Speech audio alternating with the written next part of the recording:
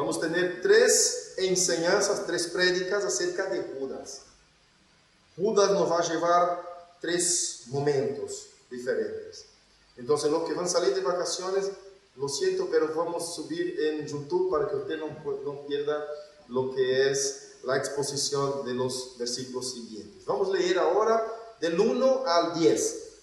Judas tiene uno solo capítulo. Nosotros vamos a leer del versículo 1 hasta el versículo 10. Leamos la epístola de Judas. Judas, siervo de Jesucristo y hermano de Jacobo, a los llamados, santificados en Dios Padre y guardados en Jesucristo, misericordia y paz y amor os sean multiplicados. Amados, por la gran solicitud que tenía de escribiros acerca de nuestra común salvación, me ha sido necesario escribiros exhortándoos que contendáis ardientemente por la fe que ha sido una vez dada a los santos.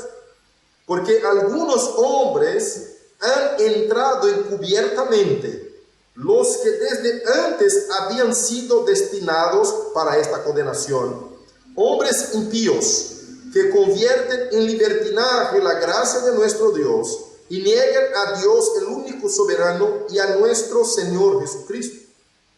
Mas quiero recordaros, ya que una vez lo habéis sabido, que el Señor, habiendo salvado al pueblo, sacándolo de Egipto, después destruyó a los que no creyeron y a los ángeles que no guardaron su dignidad, sino que abandonaron su propia morada, los ha guardado bajo oscuridad en prisiones eternas para el juicio del gran día, como Sodoma y Gomorra y las ciudades vecinas, las cuales, de la misma manera que aquellos, habiendo fornicado e ido en pos de vicios contra la naturaleza, fueron puestas por ejemplo sufriendo el castigo del fuego eterno. No obstante, de la misma manera también estos soñadores mancillan la carne, rechazan la autoridad y blasfeman de las potestades superiores. Pero cuando el arcángel Miguel contendía con el diablo, disputando con él por el cuerpo de Moisés, no se atrevió a proferir juicio de maldición contra él, sino que dijo: el Señor te reprenda. Pero estos blasfeman de cuantas cosas no conocen, y en las que por naturaleza conocen, se corrompen como animales irracionales. Amén.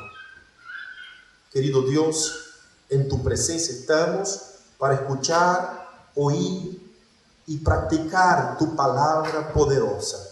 Ministra nuestro corazón, Señor, y hable con nosotros. Convierte nuestro corazón a una actitud, Señor, de respuesta positiva al Evangelio. Que podamos escuchar y actuar, practicar, Señor, en nuestro diario vivir, bajo la autoridad y poder del Espíritu Santo. Ministra sobre nuestras vidas a través de tu palabra, en el nombre de Jesús. Que tú crezcas, que yo mengue, en nombre de Jesucristo. Amén y amén. Pueden tomar su asiento, iglesia. Judas no está escribiendo directamente a un pueblo, a una iglesia determinada, a un grupo de personas que se reunían. No, él está escribiendo a quién. La epístola, la carta misma nos dice: a los llamados, santificados en Dios Padre y guardados en Jesucristo. Cuando él describe llamados, santificados y guardados, está describiendo la iglesia del Señor Jesucristo. Él está hablando no solamente a un grupo pequeño de personas, sino que al grupo completo de los elegidos, de los llamados, de los santificados, de los guardados. Está hablando y advirtiendo a la iglesia del Señor Jesucristo. Tan cierto es eso que él hace mención allá más adelante. Cuando llegáramos más adelante, versículos 24 adelante, ustedes van a ver que él dice y habla que de ellos, de estos falsos profetas, ya habían profetizado Enoc, el séptimo después de Adán. Esto vamos a hablar más adelante. Pero eso nos da una reflexión muy real de que esas profecías acerca de los falsos maestros y profetas ya venía desde hace mucho. Entonces, él está hablando de un asunto que no es simplemente para aquel momento, sino que para todo el tiempo de la iglesia de Dios en el mundo. Entonces, la epístola está dirigida a la iglesia del Señor Jesucristo, a los llamados, a los santificados y a los guardados en Cristo Jesús. La iglesia de Jesucristo es reafirmada en ese versículo como que llamados, santificados y guardados. Podemos aprender con esas tres palabras que nosotros no debemos estar preocupados si seremos preservados o no en nuestra salvación común, porque la palabra de Dios nos afirma que somos guardados en Jesucristo. Es Él quien nos guarda hasta el día del juicio final. Es Él quien nos llama, es Él quien nos santifica y es Él quien nos preserva para la perseverancia hasta el día de su segunda venida. Así que la iglesia del Señor Jesucristo puede estar tranquila, puede vivir una vida en paz con su Dios, porque Él garantiza tu salvación. Pero esa paz y esa tranquilidad de la iglesia no tiene nada que ver con libertinaje, con una licencia para pecar. Porque es justo ese problema que Judas enfrenta acá en esa epístola. Es justo sobre dos cosas muy importantes que la carta entera está trabajando. En contra de la profecía y de las enseñanzas de los falsos maestros y profetas adentro del cuerpo de Cristo, enseñando dos doctrinas esenciales que Judas enfrenta.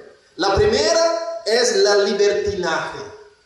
La libertinaje como una licencia para pecar. El libertinaje como algo que usted dice, ya tengo la gracia de Dios, ya soy garantizado en mi salvación, yo puedo vivir la vida como yo quiero, como a mí me gusta, porque ya la ley está bajo mis pies y la ley no puede más condenarme.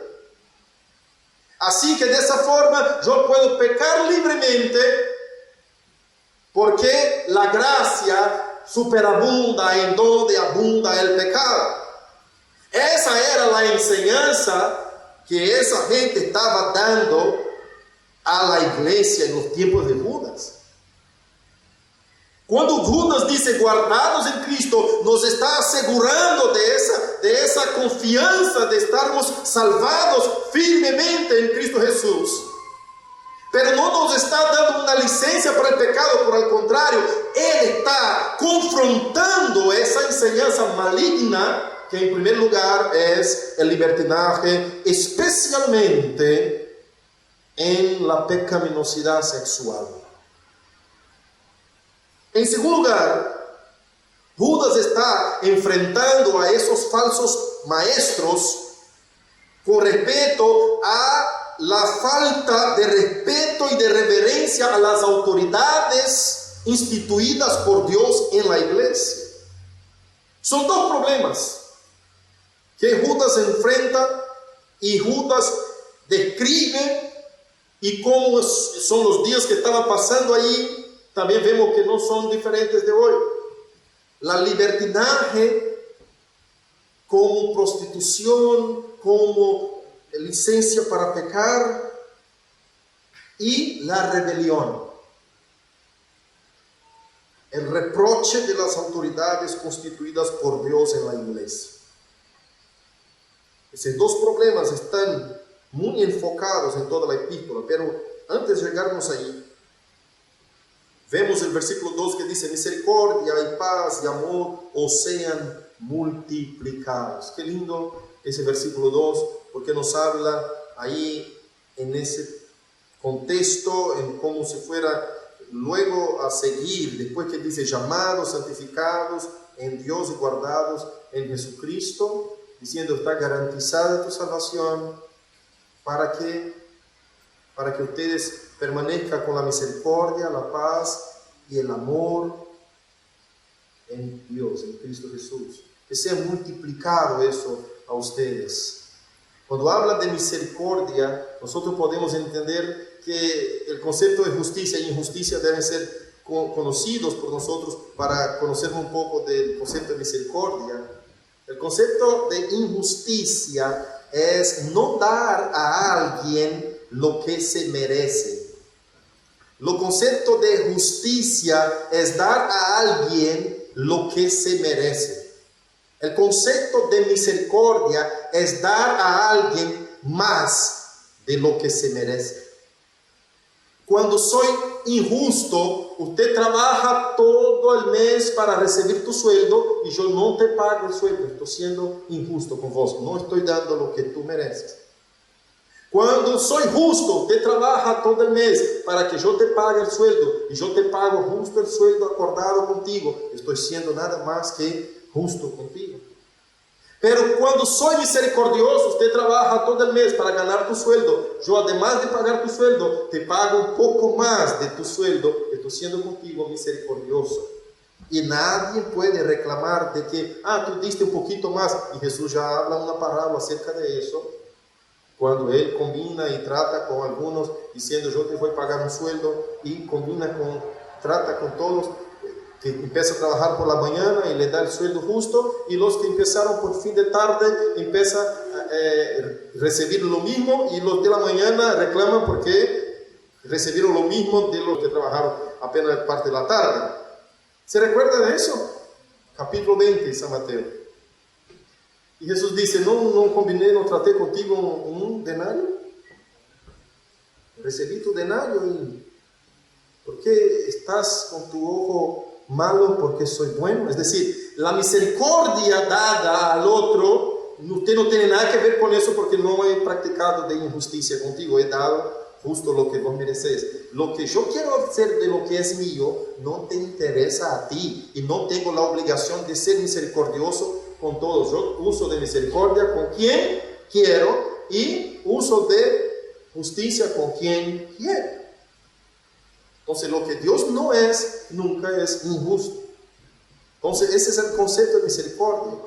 Entonces, esa misericordia de Dios para con nosotros, de que nosotros recibimos más de lo que nos era prometido. Nosotros merecíamos la muerte, y más que la muerte, ¿qué es? La vida. Es el merecimiento nuestro. Nosotros merecíamos la muerte. Dios nos dio la muerte a través de Cristo. En Cristo morimos, muerte inclusiva, y resucitamos, misericordia. Amén.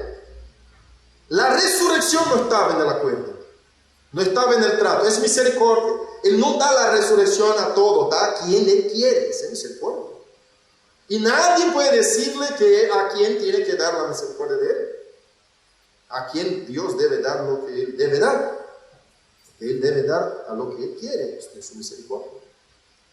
Paz y amor. La paz es el opuesto de la enemistad que teníamos. Dice la palabra de Dios que cuando nosotros pecamos contra de Dios, estábamos enemistados con Dios. Y cuando tenemos paz con Él, esta enemistad se fue y nosotros ahora tenemos paz con nuestro Dios. Y amor, que hay varios versículos que tengo anotado, pero no voy a llegar a llevarlos a esos versículos. Y amor, que sería el sello de la identificación del creyente verdadero. El amor no libertino. Entonces, ¿qué enseñaba también ese falso profeta? El amor supera todo, está sobre todo. El amor, si yo amo a una persona del mismo sexo, no importa, yo puedo hacer sexo con ella. El amor, la libertad es lo que no me prohíbe nada. La libertad me deja hacer lo que yo quiero. El amor es superior. Si hay amor entre ti y un perro, puedes casarte con un perro y tener relaciones sexuales con un perro, porque tú amas al perro, y el perro y el amor está sobre todas las cosas. Entonces, si hay amor entre dos hombres que pueden tener esos hombres ahí, eso era lo que se enseñaba acá en ese tiempo. Tanto es verdad eso, que en el versículo 7 dice, como Sodoma y Gomorra, pero vamos a llegar ahí. Y era lo que pasaba en Sodoma y Gomorra. La maldad había crecido tanto que estos hombres de Sodoma y Gomorra querían hacer relaciones sexuales con los ángeles que habían llegado en forma corpórea de hombres en la ciudad de Sodoma y Gomorra. Que Lot tuvo que esconder a estos hombres en sus casas, y los hombres aún así golpeaban la puerta de Job para tener a estos hombres en relaciones sexuales. Y Lot ofrece sus 2 hijas vírgenes para que estos hombres las posean en cambio de los 2 varones que están en su casa, en su hogar. Y los hombres de la ciudad que dicen, no queremos a tus vírgenes, a tus hijas, nosotros queremos a estos varones. Y eso estaba justamente pasando acá. Esa clase de inmoralidad, esa clase de perversidad estaba sucediendo en los tiempos de Judas. Entonces, el amor no libertino, el amor ágape, el amor de Dios, el amor verdadero, el amor puro de Dios, no el amor como Pablo refiere a pasiones vergonzosas, esa clase de amor que hoy en día, y nosotros vivimos eso de forma tan real en nuestros días, que la gente dice, lo que importa es el amor, somos libres, eso es la libertad, llega de prohibición, somos libres, usted puede estar con quien quiera, hay amor, usted ama a él, 2 varones se aman, que vivan juntos, en nombre del amor se puede todo, 2 mujeres se aman, que vivan juntas, en nombre del amor se puede todo, está todo liberado. Eso estaba siendo enseñado, hermanos y hermanas, en la iglesia. En la iglesia. Hoy vivimos esas enseñanzas en la calle, en las escuelas, en todo lado. Pero menos en la iglesia. Y hay, ojo, algunas iglesias que ya están con eso. Entonces esa carta, esa epístola es tan real, es tan actual para nuestros días, que nos asombra. Versículo siguiente, Judas empieza diciendo, amados, por la gran solicitud que tenía de escribiros acerca de nuestra común salvación, me ha sido necesario escribiros exhortándoos que contendáis ardientemente por la fe que ha sido una verdad a los santos. Yo quisiera escribirles de la salvación, pero el asunto que estamos viviendo, el tiempo que estamos viviendo, es tan real, es tan presente, es tan fuerte la necesidad, es tan urgente, que necesito escribir acerca de los falsos maestros, de las falsas enseñanzas que ustedes están viviendo ahí, porque es tan importante defender el conjunto doctrinario. Porque acá habla de fe como conjunto de doctrinas. No es la fe que yo he creído, porque necesito creer para ser salvado. No estoy hablando acá, el texto no habla de la fe salvadora. Está hablando de un conjunto de doctrinas que ellos defienden como la fe cristiana. Para que usted diga que tu fe es cristiana, hay un conjunto de doctrinas que te identifica como creyente cristiano de una iglesia bíblica. Es ese conjunto de doctrinas que acá Judas dice que necesitamos defender, contender ardientemente en defensa de ese conjunto de doctrinas sanas que están siendo corrompidas por esas enseñanzas malas y equivocadas de libertinaje en la iglesia y de rebeldía. Entonces, él dice, voy a escribirlos acerca y a advertirlos acerca de la defensa de la fe. Ahora, iglesia, vea qué necesario es defender la fe. Hay gente que dice, pero Dios no necesita defensores. Dios mismo se defiende. Claro, Dios se defiende usándose de los defensores. Y los defensores son los hombres que Él ha elegido para que defenda la verdad del Evangelio, de la Biblia, de la palabra. Si así fuera, a esa gente que habla esa clase de falacia, no hubiera sido necesario que Pablo escribiera las cartas, las epístolas. No hubiera sido necesaria, sería vana esa epístola de Judas. Sería vana las epístolas de Pablo enseñando a la iglesia, defendiendo la fe y enseñando las doctrinas y confrontando a los falsos profetas. Sería vano lo que Jesucristo dijo allá en Mateo 7, versículo 15 adelante: por los frutos conoceréis a los árboles. Ojo en los falsos profetas, porque se visten de ovejas, pero por adentro son lobos voraces. No se produce frutos en un espinero, ni uvas en el labrojo. Y Jesús explica de qué manera identificar un falso maestro, un falso profeta, de un profeta de Dios. Allá en Mateo 7, 15 al 23.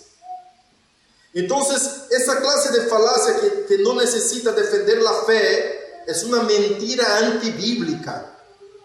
La propia Biblia es la exposición de la voluntad de Dios para su pueblo, a fin de decir a su pueblo que no se corrompa con las ideas malignas de ese mundo.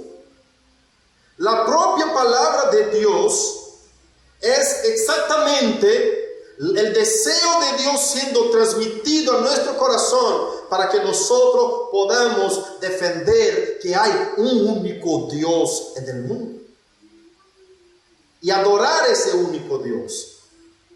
Por esa razón es tan necesario defender la fe que usted cree a través de la Escritura y de la palabra de Dios de forma unísona como pueblo de Dios y como iglesia.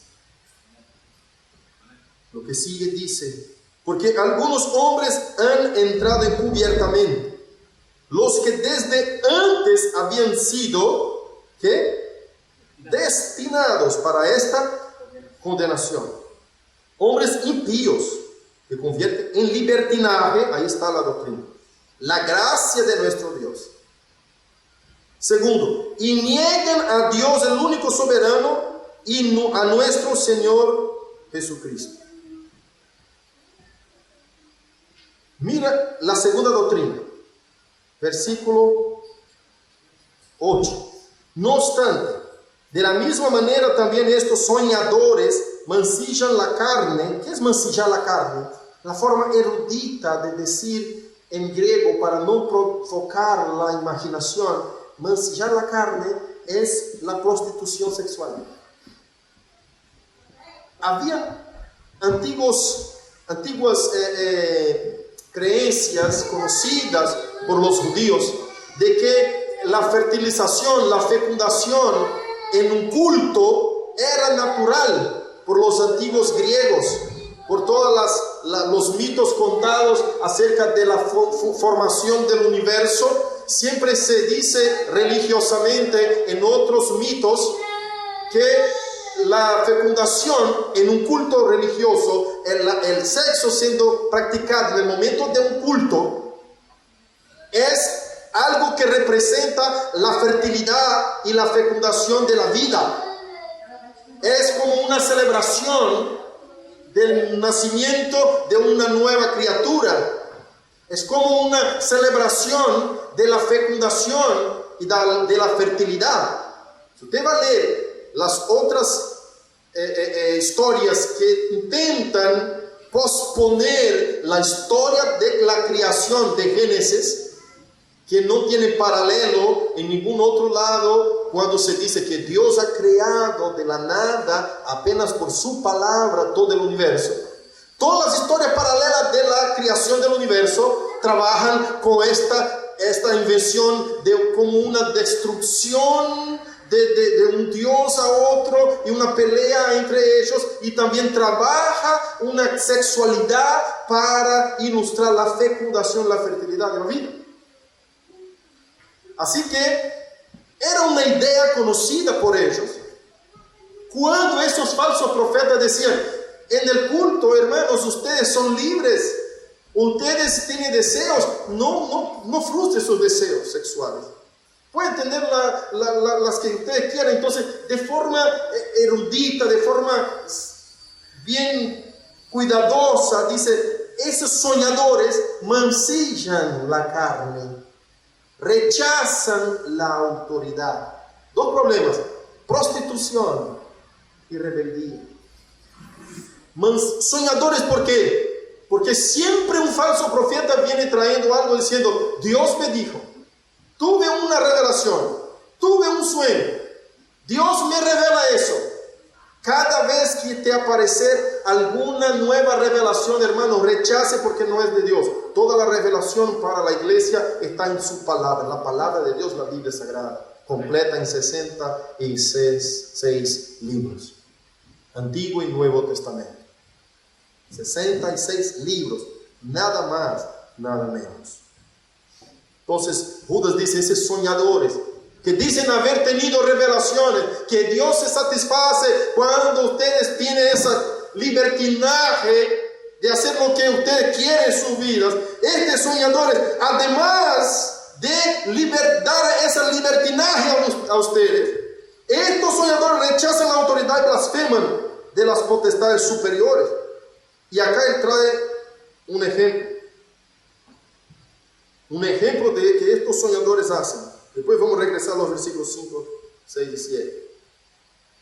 Él dice así: pero cuando el arcángel Miguel contendía con el diablo, pone un ejemplo, y acá él está citando un pasaje de un libro apócrifo llamado Asunción de Moisés. Ese pasaje está escrito en ese libro y era conocido por los judíos. Pero cuando Judas habla esas palabras Dios las inspira y las pone acá en ese texto como palabra de Dios. Y nos trae la revelación de que Satanás contendía con Miguel, con el ángel, por el cuerpo de Moisés. Y cuando Satanás contendía con el Miguel por el cuerpo de Moisés, Miguel, siendo un ángel ordenado por Dios para contender con el diablo, con Satanás, por el cuerpo de Moisés, aún así no osó decirle palabras malas en contra de él o juicio de maldición, sino que dijo, el Señor te reprende. Es decir, reconoció la autoridad de Satanás. Escuche bien eso, está poniendo eso como un ejemplo. Está diciendo, aún la autoridad de Satanás fue reconocida por Miguel, porque sabía que Satanás también estaba a servicio de Dios. Por alguna razón estaba allá, porque nada huye de la soberanía del Altísimo. Entonces, estos hombres están haciendo cosas que no conocen. Mira, versículo 10. Pero estos blasfeman de cuántas cosas no conocen. No conocen nada acerca de la autoridad de Dios invertida sobre un hombre. No conocen la autoridad que Dios ha puesto sobre un pastor en una iglesia. No respeta esa autoridad. No respetan nada de que Dios está hablando a su pueblo a través de sus pastores. Estos hombres desconocen qué significa autoridad divina puesta por Dios, y son rebeldes. Son rebeldes. Más adelante usted va a ver que él va a explicar que estos hombres quieren tomar el lugar, y pone 3 ejemplos, pero voy a dejar para la próxima reunión. Que es el ejemplo de Caín, el ejemplo de Coré y el ejemplo de Balaam, que también nosotros estudiamos acerca de Balaam en una de las iglesias de Apocalipsis. Vamos a llegar ahí. Pero mira lo que dice. Como ellos no reconocen, dice, y pone un ejemplo tan como si fuera el ejemplo peor que tenemos en la Biblia de autoridad. Aún sobre una persona que jamás debería ser respetada, que es Satanás.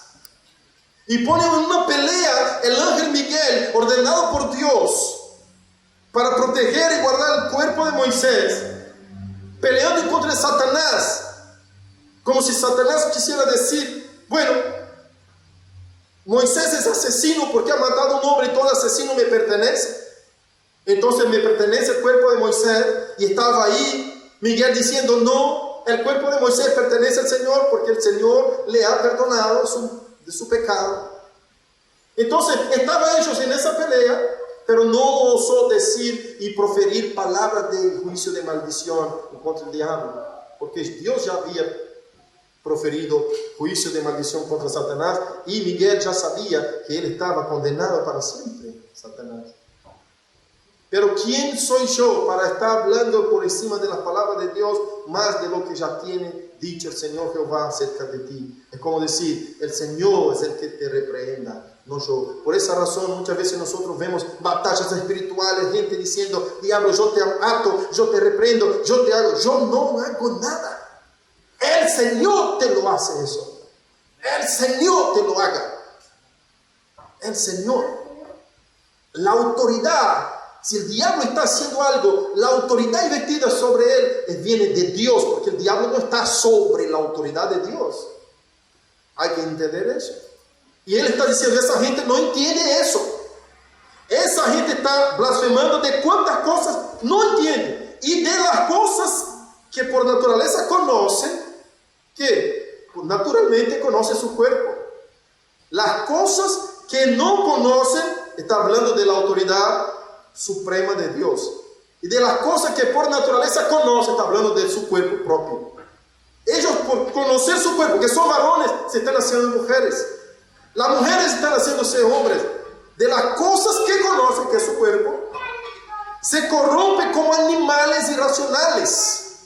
Hermanos, por amor de Dios, atención para eso, porque estamos viviendo eso en nuestros tiempos. Está la gente viviendo como animales irracionales, conociendo a sus mismos cuerpos y diciendo, yo no soy varón. Nací como varón, veo mi cuerpo como varón, pero no soy varón. Tengo mente de mujer. Yo soy una mujer vestida en un cuerpo de hombre. Es como animales irracionales.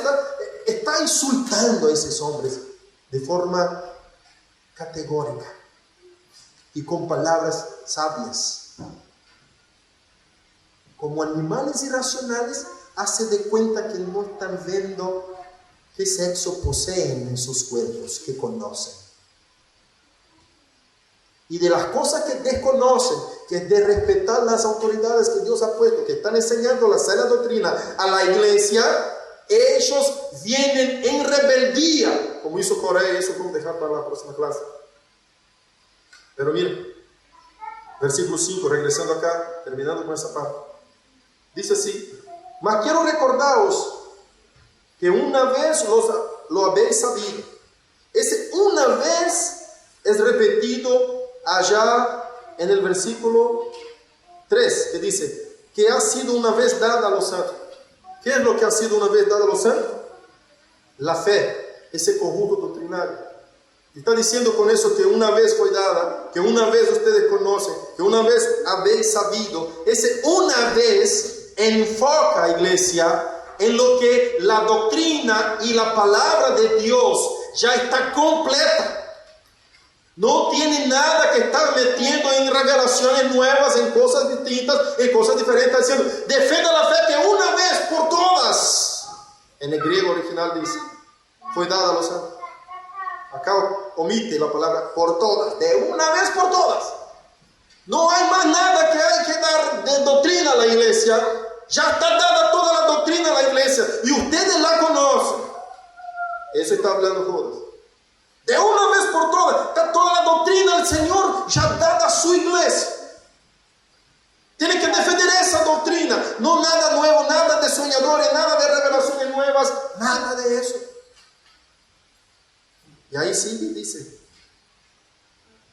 que una vez lo habéis sabido, que el Señor habiendo salvado al pueblo, sacándolo del Egipto, y acá pone 3 ejemplos fuertes, continuando con lo que dijo acerca de la condenación de esos hombres impíos, que habían sido destinados para esta condenación. Y está diciendo que aquel que intente pervertir a la iglesia, deturpar la gracia, aquel que intenta se rebelde en contra de las autoridades puestas por Dios, aquel que intenta corromper a la mente del pueblo inocente de Cristo que anda buscando la verdad bíblica, este recibirá condenación en el juicio venidero sin misericordia. Porque él hace 3 ejemplos y nos dice, ustedes se recuerdan, hermanos, que el Señor, habiendo salvado al pueblo sacando de Egipto, después destruyó a los que no creyeron. A los que no creyeron, el Señor destruyó. ¿Cuál es el destino de aquel que no cree, de aquel que deturpa, de aquel que sale de la palabra de Dios? Destrucción. Segundo ejemplo, y a los ángeles, aún ángeles, que no guardaron su dignidad, sino abandonaron su morada propia, los ha guardado bajo oscuridad, en prisiones eternas para el juicio de aquel gran día. El destino de aquellos ángeles, según ejemplo, tanto hombres aún nombrados como pueblo de Dios, si no cree en la palabra de Dios, su destino es la destrucción. Aún ángeles que están en el cielo como si estuviera ya en el destino final, como si ya estuviera al último, la cumbre de la gloria.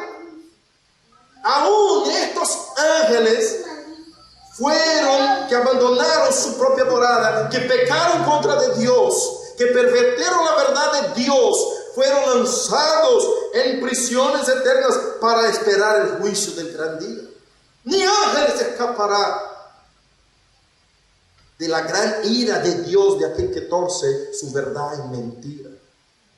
Y el tercer ejemplo dice, como Sodoma y Gomorra y las ciudades vecinas, las cuales de la misma manera que aquellos habían fornicado y ido en pos de vicios contra naturaleza. Mira que habla de la misma cosa. Cuando habla contra la naturaleza, son palabras eruditas de manera griega de hablar que está yendo en contra de lo que es su relación natural, sexual, su identificación, su instrucción sexual correcta de que la naturaleza te trae por nacimiento.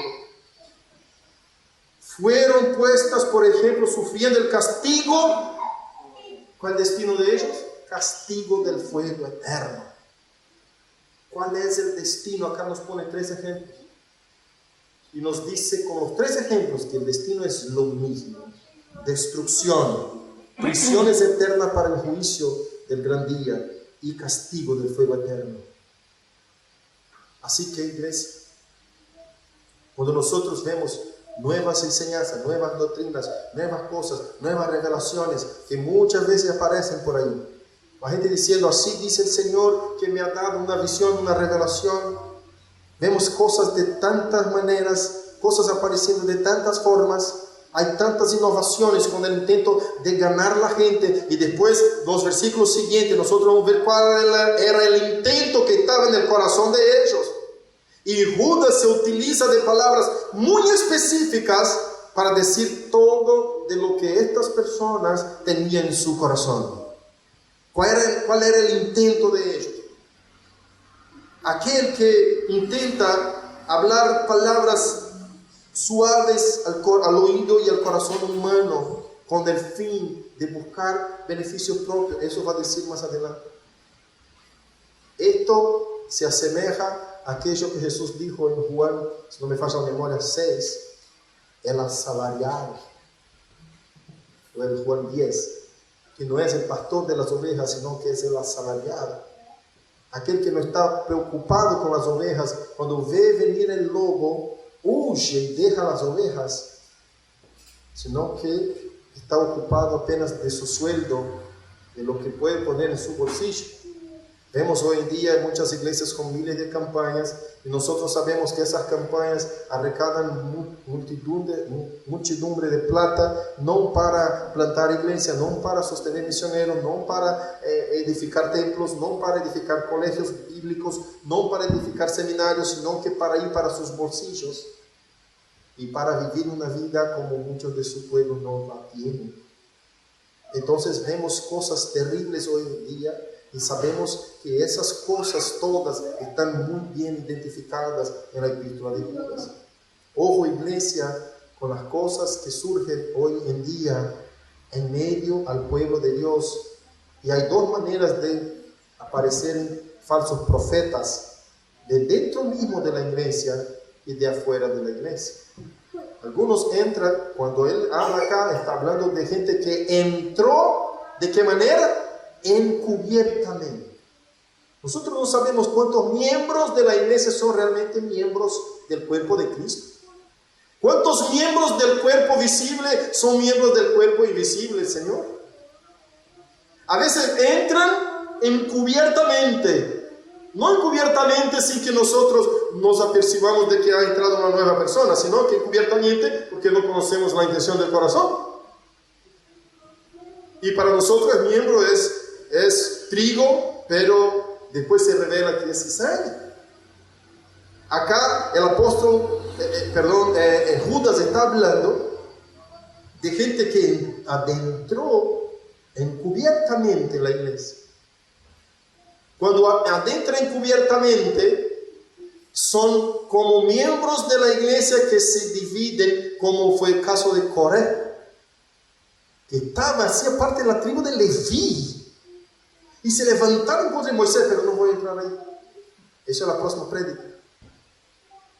Pero entra encubiertamente. Y hay otros también que vienen de afuera, enseñando en las casas, enseñando a algunos de los hermanos y poniendo duda y poniendo revelación en sus corazones y poniendo esperanza en sus corazones de cosas que por ahí son materiales, y ellos estaban justo esperando y orando por causa de eso, y viene uno de afuera y dice: Dios te va a dar eso, así, si usted hace eso, eso. Y ahí empieza a dejar la iglesia a seguir a ese falso profeta. Esos son los falsos de afuera que vienen a sacar de dentro de la iglesia los hijos de Dios. Y estamos viviendo tiempos terribles, que eso ha pasado muchas veces. Ha pasado dentro de la iglesia cuando la iglesia misma empieza a predicar otras doctrinas que no es la palabra del Señor. Y después pasa por los de afuera que vienen enseñando mentiras y herejías y confunden nuevamente el pueblo de Dios.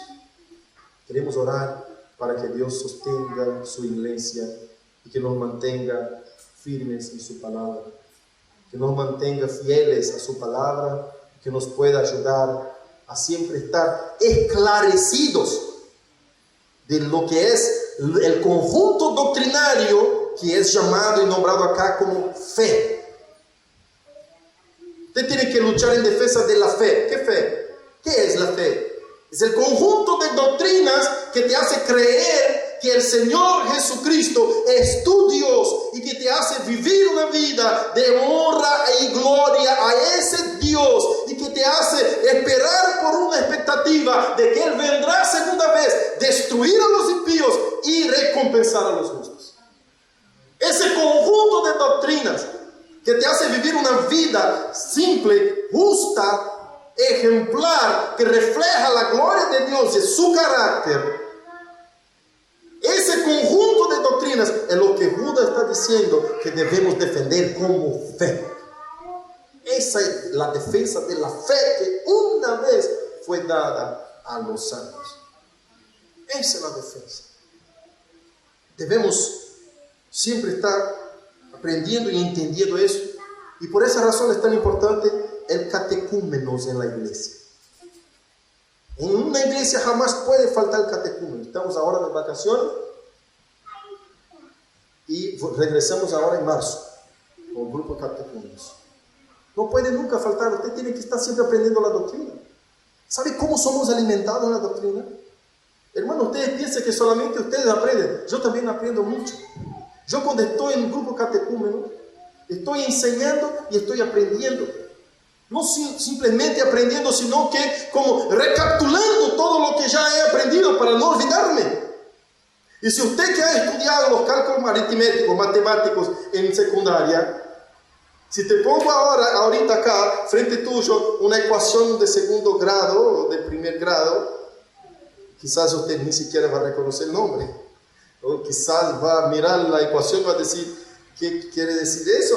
Porque no se recuerda, no la practica. Y son cosas tan importantes que si usted supiera, quizás un cálculo o un problema sería resuelto así en minutos, porque usted se identificaría, bueno, eso es una ecuación de segundo grado. Ahí largo, listo. Ya usted da parte del auto, sí, y ya está hecho. Como en cosas reales, tu diario vivir puede ser resuelto con ecuaciones aritméticas que aprendiste en secundaria que ya te lo olvidaste. Y la palabra de Dios pasa lo mismo con nosotros. Las doctrinas, si nosotros no las estamos poniendo en práctica, en enseñanza, seguidamente, vamos a ir olvidándonos. Vamos olvidando de lo que es la palabra, la doctrina. Y cuando llega un momento, alguien te pregunta, ¿qué significa gracia? Bueno, va a decir cualquier cosa. ¿Qué significa muerte expiatoria? ¿Qué significa muerte inclusiva, muerte sustitutiva de Cristo? ¿Por qué yo tengo que creer en la segunda venida? El apóstol Pedro termina su carta diciendo, estén listos para contestar a cualquier que te pregunte la razón de la esperanza que hay en nosotros. Tenemos que estar siempre preparados para contestar, aprendiendo siempre la palabra de Dios y defendiendo siempre la doctrina. ¿Cómo vas a defender una doctrina que usted no conoce? ¿De qué manera será defensor de la verdad de Dios si usted no es versado en su palabra? Es función y misión de la iglesia defender la verdad del Evangelio. Hace parte de su misión aprender de la palabra. Amén. Párense, vamos a orar.